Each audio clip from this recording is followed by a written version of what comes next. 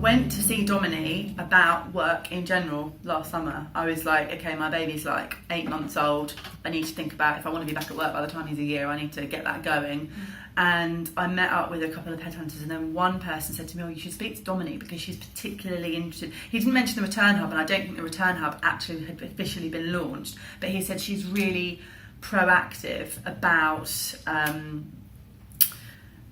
supporting and championing experienced female professionals, and so that's where that conversation came about. So when I originally met her, the Return Hub was a sort of concept that might take shape 6 months later, and I sort of thought, yeah, I'm interested, but I'm not really a returner, so good luck with that.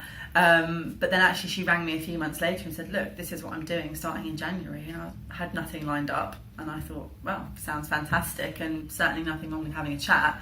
And then, yeah, as I said earlier, once I met Mitesh and massively got excited about, you know, what was on offer and what it could look like. Also, I'm changing industry, and that's a big thing. You know, I've got a very chunky CV of one job, and I was very clear that I wanted to make a change. Well, it was something I was considering, but the roadmap to doing that is quite difficult because you've got people in an industry that you're looking at who've already got loads of experience, so why are they necessarily going to take a risk on you, even if you think your skill set is fully transferable and you can hit the ground running? That's a risk factor. So obviously this returnship is a bit of a try before you buy concept, where they're mitigating that risk and building up enough of a profile, enough sort of, you know, experience of you in the workplace to make a better judgment call.